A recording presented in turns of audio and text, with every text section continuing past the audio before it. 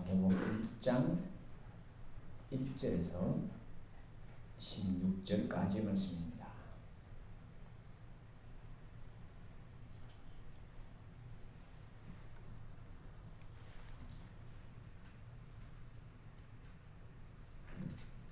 우리가 보통 성경을 읽으려고 할 때 마태복음을 펴고 낳고만 보다가 성경을 덮는 경우가 굉장히 많습니다. 너무 지루하기 때문에 이름도 제대로 알지 못하고. 근데 성경에 가장 먼저 이것이 나온 이유가 있습니다. 그 이유를 오늘 우리가 천천히 읽으면서 한번 찾아봤으면 좋겠습니다. 저와 여러분이 한 절씩 번갈아 가면서 읽어보겠습니다. 마태복음 1장 1절입니다. 아브라함과 다윗의 자손 예수 그리스도의 계보라. 아브라함이 이삭을 낳고 이삭은 야곱을 낳고 야곱은 유다와 그의 형제를 낳고 유다는 다말에게서 베레스와 세라를 낳고 베레스는 헤스론을 낳고 헤스론은 람을 낳고 아미나답을 낳고 아미나답은 나손을 낳고 나손은 살몬을 낳고 살몬은 라합에게서 보아스를 낳고 보아스는 룻에게서 오벳을 낳고 오벳은 이새를 낳고 이새는 다윗 왕을 낳으니라.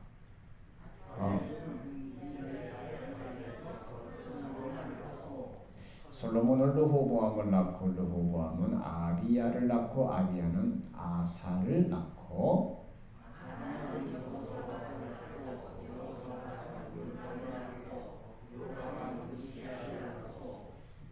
우시야는 요담을 낳고 요담은 아하스를 낳고 아하스는 히스기야를 낳고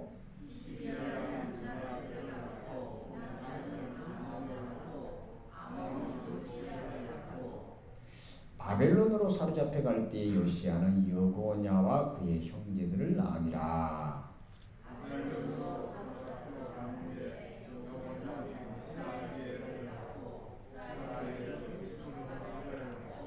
스룹바벨은 아비훗을 낳고 아비훗은 엘리아김을 낳고 엘리아김은 아소르를 낳고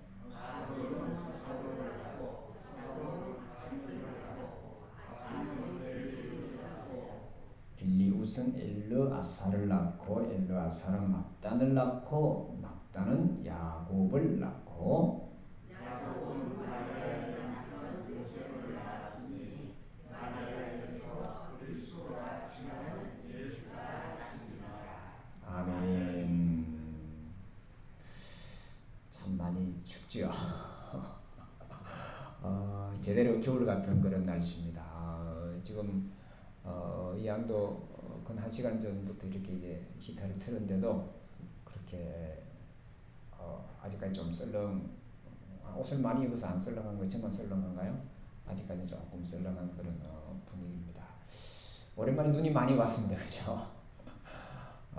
서울은 또 자동차를 갖고 있는 분들은 눈이 오면 골칫거리인데 지난 주간에 시골 갔더니 눈이 얼마나 많이 왔는지 푹 이만큼씩 빠져가지고 아주 제대로 눈다운 눈을 보고 덕분에 그냥 미끄러워가지고 아주 일을 하는 데 아주 애를 먹었습니다만은 이 눈이 와야 성탄절이 온 것 같은 그런 느낌이잖아요.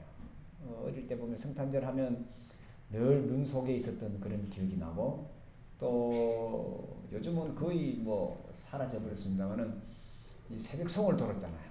새벽송 돌 때 그 눈길을 가면서 미끄러져 가면서 또 눈싸움 해가면서 했던 그런 기억이 아직.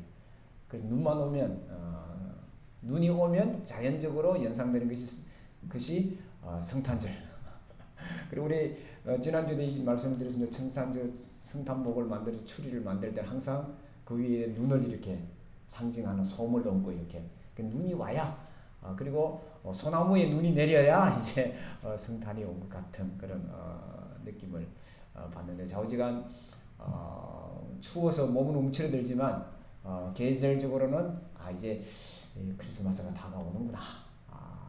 그리고 크리스마스가 끝나면 또 곧 한 해가 지나가 버리잖아요. 기쁘기도 하면서 또 아쉽기도 하고 이게 우리가 살아가는 그 모든 일들이 아닌가 생각을 합니다. 우리가 같이 읽은 오늘 성경 말씀은 신약 성경 맨 처음에 나오는 것이고요. 그리고 우리가 구약을 성경으로 받아들이기 이전에 우리 기독교가 가장 먼저 기독교 경전이라고 끄집어내면 가장 먼저 읽었던 것이 오늘 이 부분입니다. 제일 첫 페이지입니다. 근데 교회를 오래 다녔던 분들도 여기 나오는 이름들은 이 사람이 도대체 누구지? 저도 역시 마찬가지입니다. 저도 역시 지금은 이 사람에 대해서는 잘 모르겠는데 이런 사람들이 거의 태반이고 겨우 이름 아는 것은 아브라함 정도. 그죠? 그 다윗이나 뭐 이런 사람, 뭐 솔로몬 뭐 이 정도는 우리가 알지만 그 나머지 이름들은 굉장히 생소합니다. 그리고 또 일부러 또 찾아봐도 별 행적이 우리가 알고 있는 그런 행정들이 없습니다. 그리고 이 오늘 본문에 나오는 것은 이제 이 유다 왕각, 즉 다윗 왕가의 족보라고도 할 수 있고 또 다윗 왕가의 그 정통적인 그런 소위 말하는 장자의 그런 족보가 아니라 중간에 왔다 갔다 하면서 이제 어떻게 해서 이제 예수님의 아버지라고 우리가 부르는 그 요셉에까지 이렇게 연결을 시켜 놨습니다. 연결을 시켜 놨는데 또 보면 지금 현대 우리가 이렇게 예를 들면 뭐 이 IT 시대에 또 이렇게 이 이성적인 시대에 들여다보면 도무지 이거는 이해가 되지 않는 그런 부분들도 굉장히 많고 또 숫자도 뒤에 보면 뒤죽박죽 돼 있고 연도도 막 바뀌어 있고요. 특히 오늘 여기에 보면 이제 예수님 족보가 나오지만 또 족보가 한 군데 더 나오죠. 성경에 어디에 나오나요? 마태복음 말고 예수님의 족보가 힌트 복음서입니다. 또 하나 더 힌트, 예수님의 이 탄생을 기록한 성경은 마태복음과 누가복음밖에 없습니다. 그럼 어딜까요? 너무 상세히 가르치나 이건. 자, 누가복음에 예수님의 족보가 나오는데 예수님의 족보가 누가복음은 예수님부터 시작해서 거꾸로 올라가서 어디까지 가나요? 아담까지 나와 있죠. 근데 이 두 개의 족보가 자세히 보세요. 다릅니다. 다른 이름이 몇 개가 나옵니다. 저지가 않은 그건 이제 그래서 왜 이것을 집어넣느냐가 중요하지 그것이 역사적으로 맞느냐 누가 누구냐 여기에는 여러분들이 너무 골머리를 안다니까 이렇게 또 무조건 믿으면 돼 뭐 이런 차원도 또 아닙니다. 즉 예수님의 족보라고 해도 사실은 우리가 아는 대로 예수님은 육신적으로 아버지가 있나요 없나요? 없다고 우리가 믿잖아요. 동정녀에게서 탄생하셔서 동정녀라는 게 뭐예요? 아버지가 없이 나왔다는 거잖아요. 일단 이것도 이제 우리가 이제 믿음의 문제이기 때문에 과학적이나 뭐 이렇게 이제 해석을 할 수가 없는 부분입니다. 믿음과 이 과학은 같이 가는 것 같지만 사실은 전혀 다른 차원입니다. 알 수 없는 사실입니다. 물론 지금도 아버지 없이 아이들을 많이 낳죠. 그렇잖아요. 유명한 탤런트도 가서 받아와 가지고 애 키우고 있는 그런 TV도 가끔 나오고 그러잖아요. 그런 것들 아마 2000년 후에 그걸 알고 이렇게 했는지 아니면 어디 정자를 수입해서 마리아가 좌우지간 이랬습니다. 그러니까 이 족보를 열심히 써놨는데 이 족보는 사실은 예수님의 탄생과 전혀 관계없는 거예요.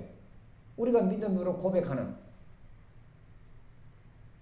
그렇다면 오늘 성경에 나오는 마태복음 1장 1절부터 그러면 거짓인가라는 거죠. 이렇게 시작합니다. 아브라함과 다윗의 자손 예수 그리스도의 계보라 이렇게 나옵니다. 근데 예수님은 아브라함과 다윗의 자손이에요? 아니에요. 성경 조금만 더 예수의 그 이제 18절부터 뭐 예수 그리스도의 날씨면 이러하니라 해놓고 쭉 나오면서 앞에는 족보를 덜렁 올려놓고 그 다음에는 족보와 전혀 관계없는 이야기를 하고 있잖아요. 참 낭패네. 그죠? 이거 어떻게 해야 돼요? 그냥 단순히 성경에 나와서는 그대로 그냥 믿으면 되는 건가?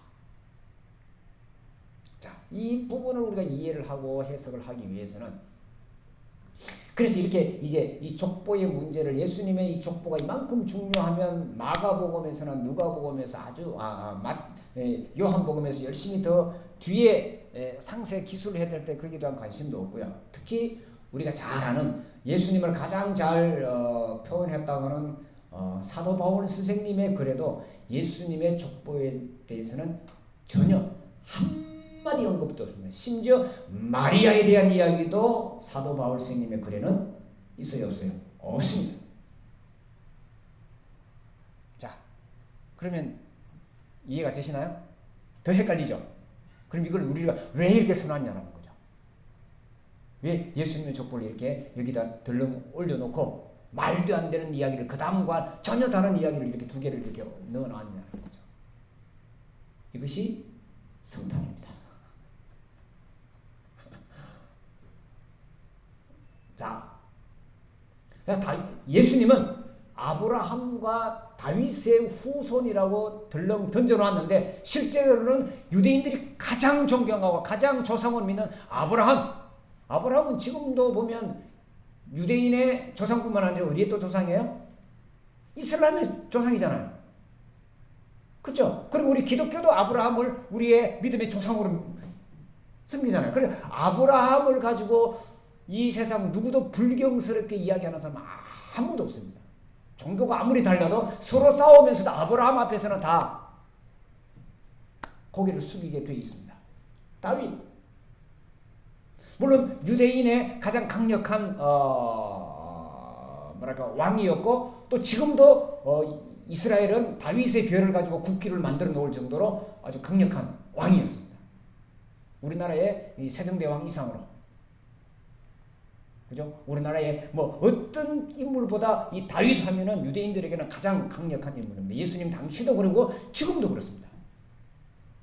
자, 이 두 사람의 후손이 예수 그리스도라는 겁니다. 그런데 예수 그리스도는 이 두 사람과 아무 상관이 없습니다. 혈육적으로. 자, 이 말은 뭘까요? 뭘 우리에게 이야기해 주려고 이것을 앞에다 집어넣냐는 거죠. 우리가 달달달 이 족보를 외우기 위해서 아니면 다윗과 이 아브라함을 더 위대하게 하기 위해서 그게 아닙니다.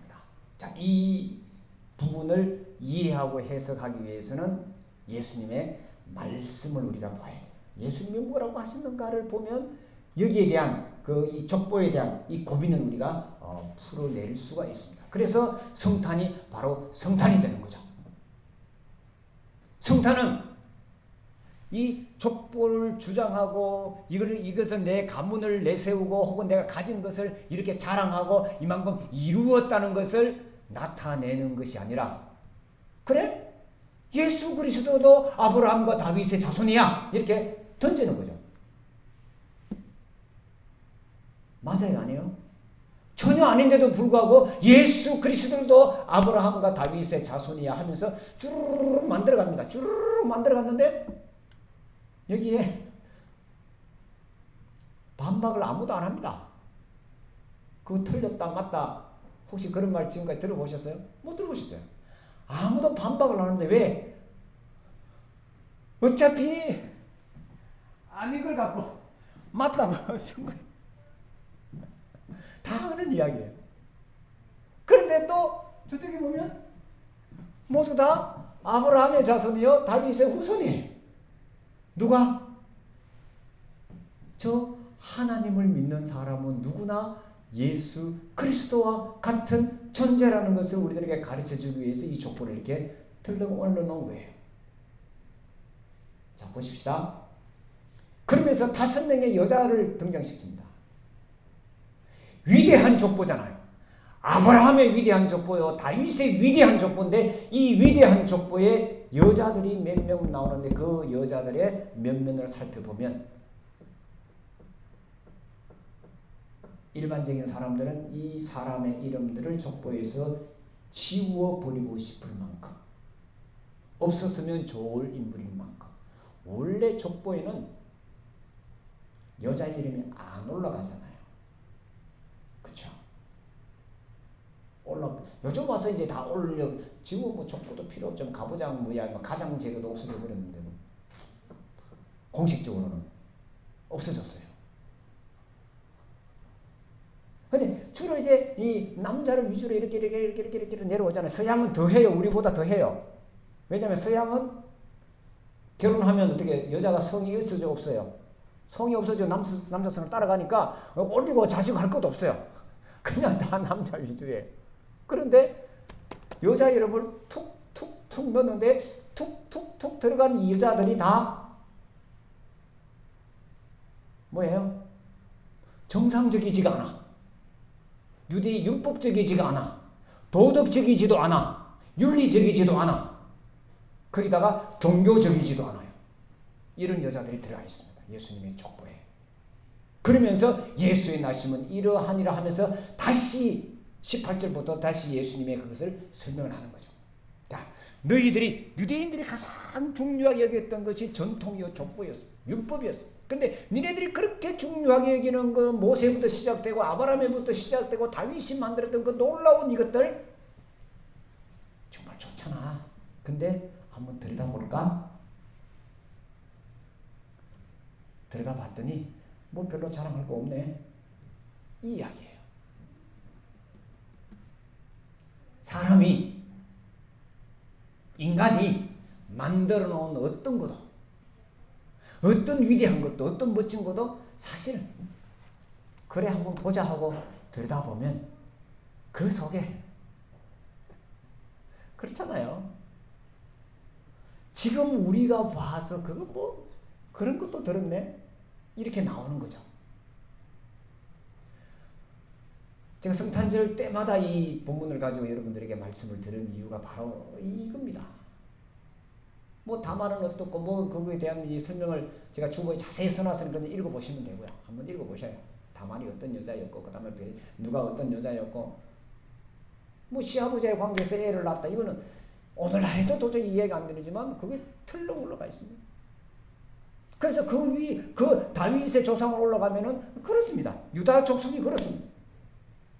왕가라고 뭐 뻐겨봤자 에이 이거 뭐 무슨 족보가 이래 개족보도 이런 족보가 없어 이렇게 나오는 거잖아요. 뭐 자랑할 게 없다고 툭 던지는 거예요.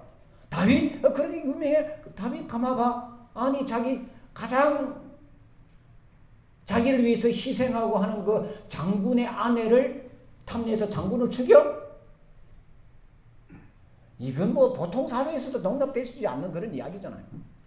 근데 성경에 보면 하나님은 그 다윗과 그 우리아의 아내 그 바사바의 사이에서 난 솔로몬을 다윗 다음 임금으로 만들잖아요. 이게 도대체 뭐지? 그렇잖아요.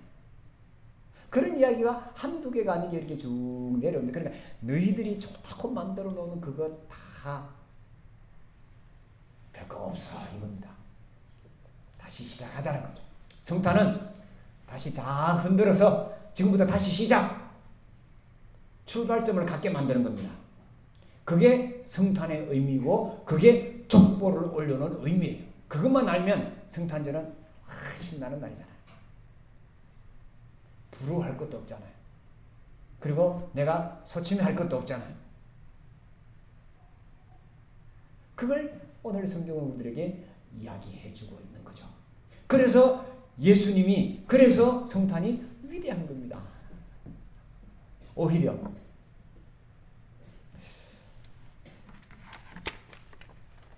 한 사람 한 사람 살펴보려고 이렇게 많이 적어봤는데요.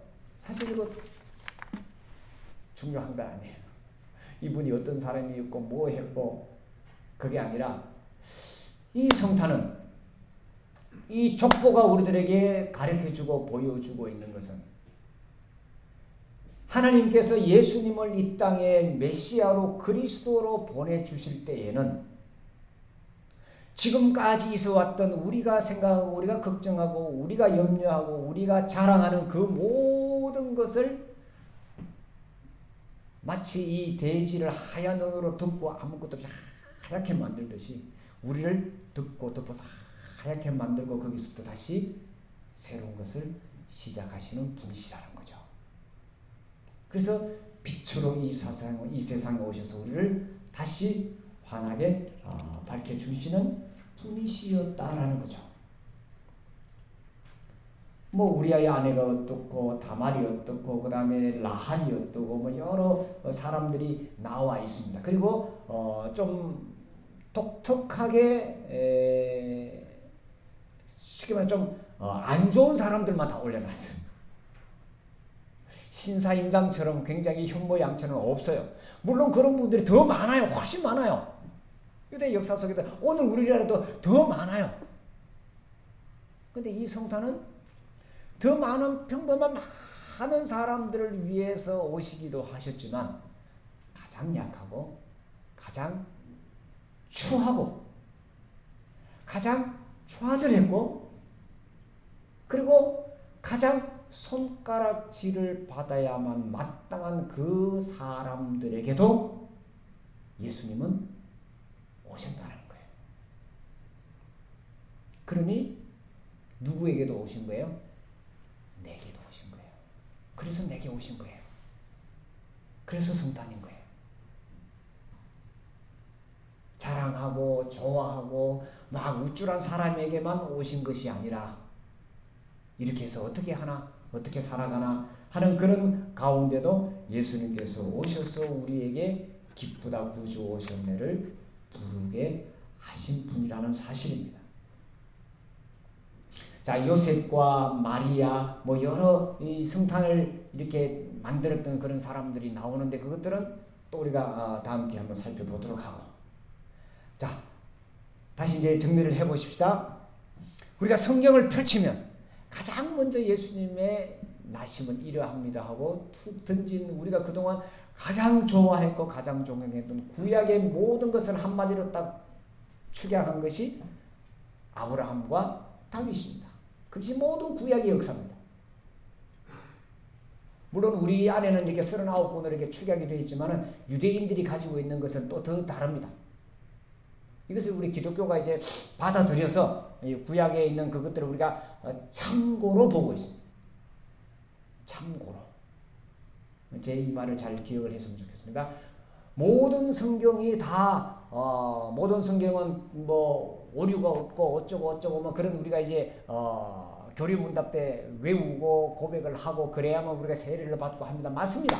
근데 그 오류가 없다는 그 말은 하나하나 문자적으로 봐서 틀림이 없다 그 말이 아니라는 거죠.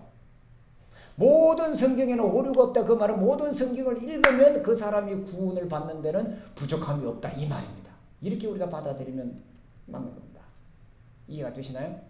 이 성경을 읽으면 누구든지 어떤 죄인이든 어떤 돈 많은 사람이든 어떤 유명한 사람이든 간에 이 성경에 의하면 다 뭐한다? 구원을 받을 수가 있다. 하나님을 만날 수가 있다. 예수 그리스도를 주님으로 영접할 수 있다는 것을 가르쳐 주는 것이기 때문에 오류가 없다는 거예요. 오늘처럼 다윗과 아브라함의 자손이라 해놓고 그 뒤에 18절에 보니까 마리아와 요셉이 정혼을 했는데 요셉이 마리아가 그냥 아기를 가졌네? 이걸로 돼버리잖아요. 여기에 당장 오류가 생겼는데 이 말이 아니라 이 성경의 말씀대로 의하면 이 성경을 따르면 즉 예수 그리스도의 이야기를 읽는 사람들은 누구나 하나님의 자녀로 하나님의 구원함을 또 하나님의 긍휼하심을 입을 수 있다라는 거죠. 예수를 통하여 가기만 하면 아브라함을 통하여 가는 것도 아니고 다윗을 통하여 가는 것도 아니었습니다. 말씀을 마칩시다. 성탄절은 예수님이 내 마음에 오시는 날입니다. 아브라함과 같은 그런 유대인의 족보로 오는 것도 아니고 다윗과 같이 강력한 그 힘과 능력으로 오는 것도 아니었습니다. 가장 약한 이름도 없는 마리아를 통해서 왔습니다. 그리고 그것도 탄생에서 누인 장소가 가장 낮은 곳이었습니다. 그 위에 오신 분이었습니다. 환영하는 사람들도 없었습니다. 그저 짐승들 소리만 있었습니다. 그럼에도 불구하고 오늘날 이 세상의 모든 사람들이 이 성탄절을 기쁘다 구주 오신 대로 이렇게 환영을 하는 겁니다. 우리도 아주 조촐하지만 추리도 만들어 놓고요. 촛불도 켜서 지금 기다리고 있습니다. 넷째쯤. 지금 초가 지금 4개 켜져 한 주 초를 밝히면서 이렇게 기다리고 있습니다. 이미 2000년 전에 우리에게 오신 분이지만 또다시 우리에게 그 마음을 갖게 해달라. 우리가 자랑하는 게 무엇이냐? 아브라함을 자랑하느냐? 다윗을 자랑하느냐? 또 누구를 자랑하느냐? 들여다보니 아무것도 아니네. 흠투성이네. 실수투성이네. 비난받아야 마땅하네. 그럼에도 불구하고 이 모든 것을 다시 새롭게 우리에게 만들어 주신 그날. 좀 다른 말로 치면 다시 리셋을 하는 시간. 그날이 성탄절. 그러면 예수님을 만나면 다시 시작하는 거죠. 아 그래. 예수님이 그 위대한 하나님의 아들이 그런 분이어서 그러면 나도 그 정도는 자격이 있네. 이렇게 되는 거죠. 예수님과 이렇게 비추어봐서 우리도 그만한 자격이 없는 사람이 누가 있습니까? 그걸 알게 해주시려고 예수님이 이 땅에 오신 거잖아요. 그걸 가르쳐 주시기 위해서 오셨잖아요. 그걸 보여주시기 위해서 오셨잖아요.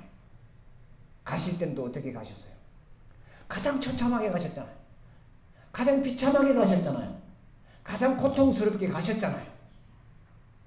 적어도 우리는 그 정도는 아니잖아요. 그러니 우리는 넉넉히 구원받았고 넉넉히 축복받았고 넉넉히 사랑받았고 넉넉히 행복했고 앞으로도 하나님의 놀라우신 도우심과 능력과 우리가 살아갈 것입니다. 우리가 몸을 가지고 이 땅에 사는 동안에. 아멘이죠? 그게 바로 이 성탄입니다.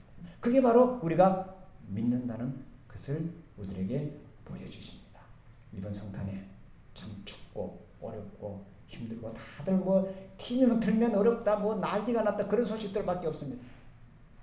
진정으로 예수 그리스도를 만나면 참된 평화를 얻을 수 있고 참된 고요함을 얻을 수 있고 참된 구원함을 받을 수가 있습니다. 이 축복이 저와 여러분에게 임하는 2022년 성탄이 되었으면 좋겠습니다. 기도하겠습니다. 주님, 우리가 매년 예수님의 족보를 들여다봅니다. 우리가 인간이 가장 자랑스러워하는 것이 이 족보가 아니겠습니까? 또 우리 조상들의 일이 아니겠습니까? 위대한 일들을 했던 아브라함의 이야기가 아니겠습니까? 또 다윗의 이야기가 아니겠습니까? 솔로몬의 그 부귀영화가 아니겠습니까? 그렇지만 그것을 들여다보면 들여다볼수록 그 속에는 불합리하고 악취나는 일들이 너무 많은 우리가 잘 알고 있습니다. 주님, 우리가 내 몸을 가지고 우리 육신으로 자랑할 것이 무엇이 있겠습니까? 그래서 다시 우리는 예수님 앞으로 나아옵니다. 가장 낮고 가장 천한 모습으로 오셨지만 가장 위대하시고 가장 큰 역사를 이루셨던 그 주님을 우리가 만나는 날이 성탄절입니다. 주님, 나 또한 우리 또한 하나님의 자녀임을 확인하는 날이 아니겠습니까? 주님 몸을 가지고 사는 동안에 예수 그리스도의 오심을 날마다 받아들이게 하시고 예수 그리스도를 내 몸에 내 마음에 내 삶에 모심으로 인하여서 하늘의 큰 영광을 맛보며 살아가는 저들이 되게 하여 주옵소서. 예수님의 이름으로 기도하옵나이다. 아멘.